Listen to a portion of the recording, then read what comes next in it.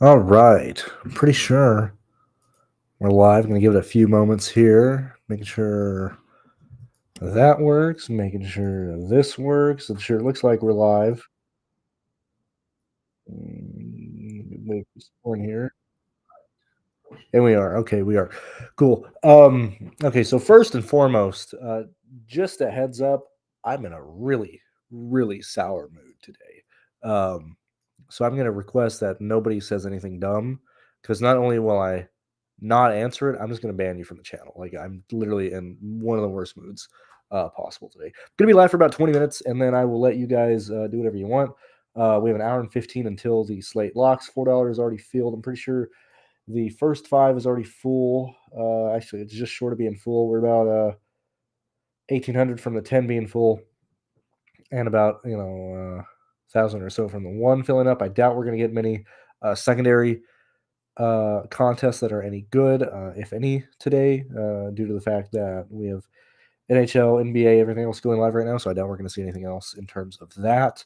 When we look at this race here, and also I apologize, I've had a lot of things going on the personal side, um, with a or preparing for because like I'm near Houston, right? Um, and MD Anderson is the main cancer center in the nation. And I have a family member who's dealing with like going there. It's like a last resort, kind of last minute here. So planning for that and dealing with all that has been a very you know not fun at all. When we look, so what I'm saying is, I just barely recorded the truck and Xfinity review from Las Vegas just today, so I apologize. That just happened now. Um, but the gist of that was the people who we expected to have speed, and not in a sense of, oh, I picked him, he's going to have speed. Like the teams that we would expect to have speed at Las Vegas had speed at Las Vegas. Okay. When we look at what is needed at Darlington, Las Vegas, Homestead, hey, if you have any amount of skill of running near the wall or making very little variations in whatever line you're running, if you're very consistent in holding, your ability to drive a race car, you're probably going to be decently, if not extremely good at all of these similar tracks. Okay. The main difference that we have from Vegas last week to this one is the starting grid. So a lot of people are starting where they should be today, which in Las Vegas, we did not have that. When we look at where everybody is starting, they're pretty much near where they should finish. Okay. So what does that mean from a contest point of view? Okay. Well, that means that we are going to be very tight on salary and value, and we're probably going to need just raw points. Okay. And yet again, last week we had 31 cars in the pool. This week we have 33 because Keith is driving for Josh Rayum. So we lost one there. I guess I'll call my mom back after this. Um, what was I saying? So we only have 33 people in the player pool. When we look at where these people should finish at, okay, and we'll go over the truck thing, the preview, the preview that Astukas makes and stuff. And yet again, as I've been saying for weeks and weeks now, not only are we getting, we are getting the site updated. Also, very quickly, if you would like to join and be grandfathered into any of these prices, these are the prices. So please join. If you notice, the NASCAR package did go up, and with that, we do have the contest and lap by lap analyzer live on the site right now. So I'll be using that to show you how to use it and everything. We're going over, and yet again, I did a lot of this in the um, review video I just made. Yet again, because I just got home. But when we look at where everybody finished last weekend, okay, this is where people should be at, right? Okay, really the only additions we have in this race at Homestead that we didn't have in Las Vegas is Chastain and Larson. Okay, so when you look at where the starting grid is, hey, Corey Heim, Gray, Larson, Riggs, Giovanni, Ankrum, Chastain, Enfinger, Friesen, Majeski are top 10. Hey, how did people finish last week? Corey Heim, Enfinger, Gray, Majeski, Riggs, Friesen, Roger Caruth, Chandler Smith, Crafton, Ankrum. Like everybody's where they should be at. Okay, so when we're then trying to identify, which we'll come back in a second, when we're looking at how this race should play out, there should be very little huge place differential in like huge place differential plays in this. Yet again, we'll kind of go over this really fast here. Now this is Astucas's stuff. The tracks that we were looking at are the last races at Charlotte, Kansas, and Las Vegas. In addition to the race that we just ran last weekend. When we look at where people are at in terms of the fast laps and laps led points here in these races, with those DraftKings points, this is where they kind of fall in line. If you want to see this in more detail, if I'm going too fast, you can find it in the Discord. Look at it in your own thing. Score ranges are pretty similar, and really everything stands in terms of a preview that we saw last weekend entering Vegas as to this race here. Like, there's really no changes. We're pretty much seeing the same thing in the addition of last weekend's race at Vegas. But mainly, like when we look at the place differential, and we look at the starting position versus finishing position here, and you go through and you notice, like, hey man, all these PD guys were like good teams and good drivers at the time, right? In the back half of the field, once you get to like the 20s and stuff, it's you're looking at a pretty you're not looking at a lot of place differential in these races because people qualify typically where they should. And if there is any place differential, then it's like the good drivers that you should be playing, like Corey Heim, always qualifying like 20th, et cetera, and stuff like that.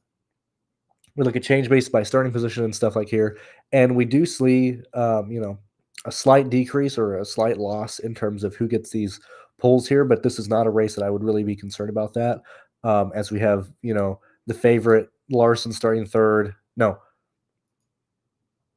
we have, Larson starting third, Corey starting second, Tanner Gray starting second.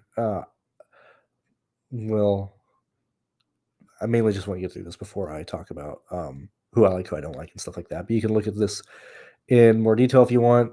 Scored ranges, obviously, when we're looking at the top 10 DraftKings scores and all the way to your top 15, we're mainly looking for people who have 40-point upsides, or at least in the range of that. Okay, when you're looking at what is making these DraftKings points and these ranks, like what percentage of the raw finish and stuff like that, this is what we're pretty much looking at here. We're looking at very little place differential. I mean, then this is pretty like, you'll see place differential will be much higher at other tracks and stuff. Your top fantasy scores, obviously, so on and so forth. We look at the performance rankings of the people that have ran at these tracks, which is the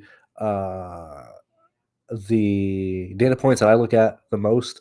Mainly your guys who are right in the top 5, top 10%, and you're getting an idea of who is running there, in each of these. And then your average speed is another good one to look at here. And if you use all these, we're typically still seeing like the obvious guys that you would want to be playing, right? Like, I mean, these are the people you want to play, So anyway, there's that. So when we're looking at this race here, 134 laps, there's 2 avenues for this race, with either Corey Heim winning the race or Kyle Larson winning the race. Any outcome past that is going to need massive variance of people either blowing a tire, a situation where, David Starr wrecks Gregson when he's running away with the race. If anybody was around for COVID or pre-COVID or whatever the fuck that happened, sorry, you had to deal with that because that really sucked. But it's very unlikely that your race winner today is not Kyle Larson or Corey Heim. Larson is head and shoulders above the field here. It is literally not even fair for anybody in the rest of the field. Like, Larson will need to hit the pit wall again or speed and do that multiple times in order to not win the race.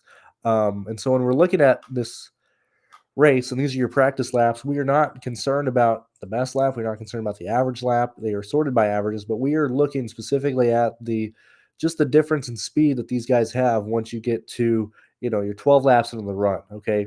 Larson's at a 156. Okay. Tanner Gray's at a 153, 154 for Ankrum. Back of the field is at 152s, 150s. Okay. you continue to go even more. Now, yet again, Larson didn't run this long, but you look at what the faster guys are running, 155s, 154s. Okay, you see a lot of the other field, a lot of people in the rest of the field, 151s, 150s. Like the speed in these cars are very apparent. There should not be any surprises in terms of long run speed. There should not be any massive movements in this field. The only people who could potentially be in the range of even pushing like 8 place differential points or something like that could be somebody like Ben Rhodes, possibly Crafton. But even still, like we probably want to be uh, conservative on what they are, what they're ended up getting at and stuff. So, what does this mean from a DFS perspective, from a DraftKings perspective? I think one, it means that mean projections and total scoring at the end of the slate are not going to be that drastically different in terms of ranking. So I would envision most mean projection sources being fairly accurate to what the actual output of that driver will be. What does that mean as well? It means that we're probably going to have clear chalk on, like, or not clear chalk, but we're probably going to see ownership center around the guys who are actually projecting well instead of, or not even well, but like, I think ownership's going to center around, uh, like the same people from like different sites and stuff. Even with contest sims, even with whatever the case may be, I don't think there's going to be much variation in terms of what is projected to be a good lineup on a slate like this. Because if we just kind of walk through projections and stuff, right? Like, and this is just kind of me, we're just going to kind of like slingshot it here. But like, if we start projecting where everybody finishes, right? Um, you have, Corey Heim, probably going to finish like second or third, right? You have Tanner Gray, who last week, and yet again, when we go through and we can look at where people are at, like, hey, how did Tanner Gray perform last week in Las Vegas? Finished third. Hey, where is he starting today? He's starting second. Probably going to finish like fourth or fifth, right? You end up having like clear, like ideas of where these people are going to end up finishing at, and it makes a lot of these drivers, very much not unplayable, but very constricted to their like salary range and stuff like that. So, like, if we're looking at like projections like this for where people have the potential of finishing, right? And we're quickly gonna run into a situation where there's not gonna be a lot of people projected for a 5x on the slate. Okay, so being aware of who potentially looks like they're going to be in that range, and or who has the outcomes that would put them in that range more times than not.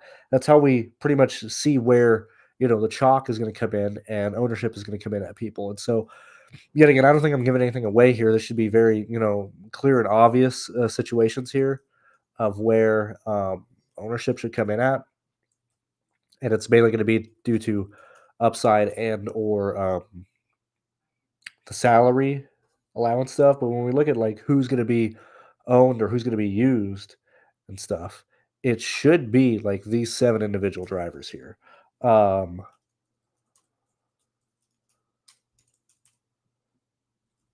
and really past that, like we're kind of just doing whatever from a raw point perspective. But I would envision that these 7 drivers you're going to see, and yet again we talk about combinations and how to avoid duplications or how to identify that going into these races. It's probably going to be these 7 drivers who are carrying a good portion of that um, duplication process, especially when you look at the back half of the field here, like Michael. Literally slowest car on track. When we look at where these kids, I removed him from averages because he's so slow. These speeds are atrocious. If you remove him, maybe we get a better, like conditional formatting look of the rest of the field. But like Michael's like horrifically slow. Okay, Steven, horrifically slow.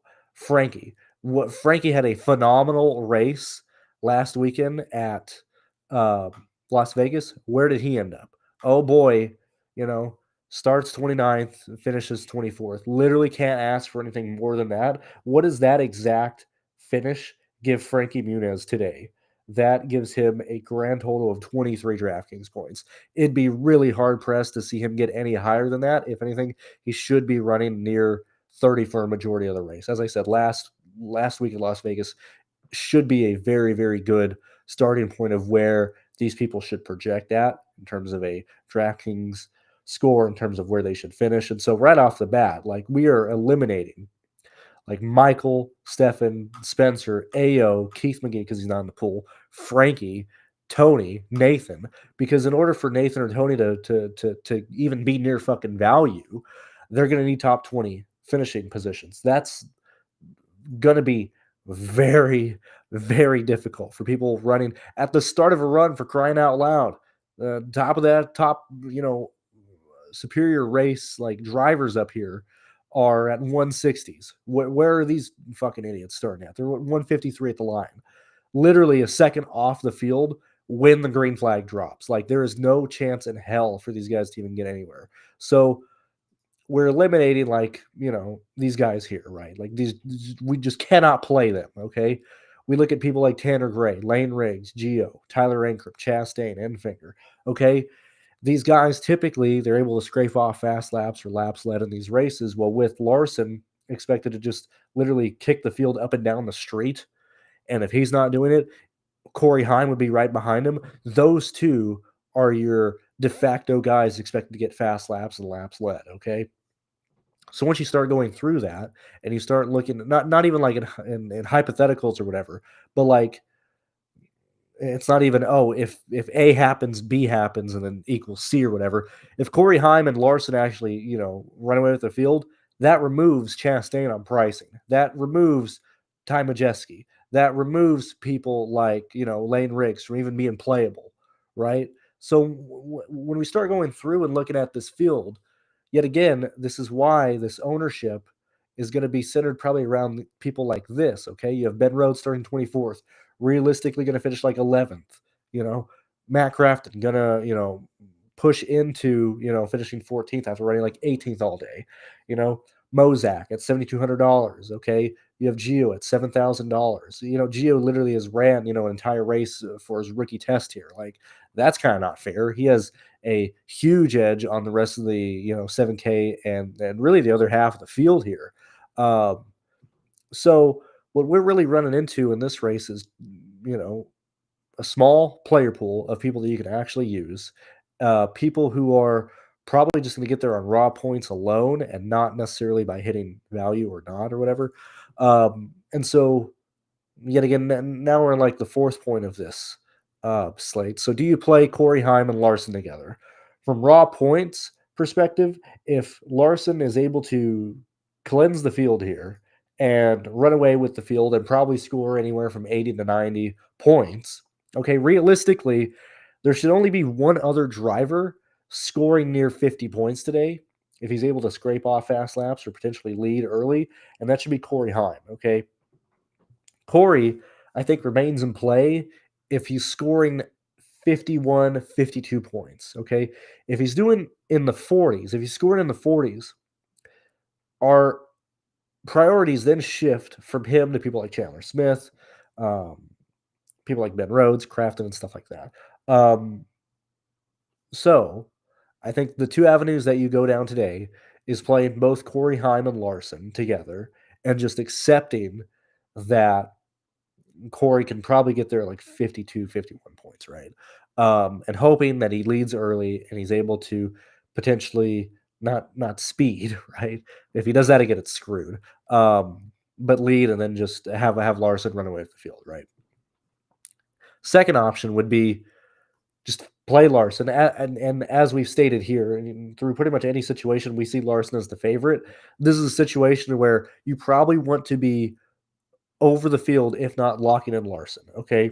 Because the outcomes that Larson doesn't work today are outcomes that are out of his control. Blowing a motor, blowing a tire, being involved in an accident, um, whatever. Like, if Larson is able to do what he does here, he should lead nearly the entire race today. It's not even close. You might be concerned they didn't run very long, whatever the case may be. It's literally Kyle Larson against a bunch of idiots. Like, no contest, right? Should be like a minus 4,000 favorite. Um, first round KO, like unbelievable mismatch of classes, right? So if we're all playing with Larson, okay, yet again, I think playing Corey Heim with Larson is quite viable and probably is a way to get different because I don't think a lot of people will do that. Secondly, it'll just be taking raw points. And yet again, going back to what I said, whether you're using my stuff, whether you're using mean projections, whether you're using SaberSim, whatever you're using, um, the projections should probably get you there. And I think this is a race to where if you just sort by highest projected lineups, you're probably going to have a decent chance at having a pretty good lineup. In the outcomes of which we talked about here. I may have where are we at here? Oh, it was it's on the contest thing. Which we can let's do that really fast. We're gonna do it for the truck race last week really fast here. So yet again, um, these tools are available for you to use whenever you want, et cetera, et cetera. Let's go ahead and throw 55 is the truck race, I believe, from last weekend here. And you'll kind of see my point that I want to make here once this loads. And this takes about, anywhere from like 7 to 15 seconds for it to load and look through everything here. So I apologize for the wait here. But I need this and if I hit this, it's no, okay, we're still loading. I need this to make my point here.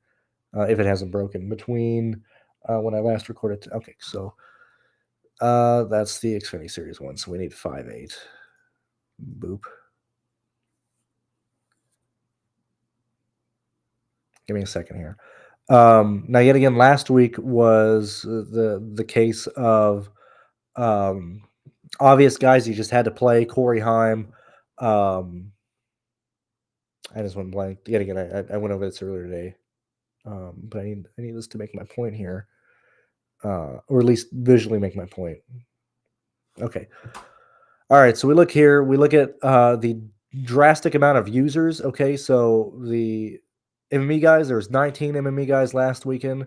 One guy, 100 to 149 entries. And we have a huge portion of the contest that is single entry guys. Okay. We're highlighting nearly everybody here.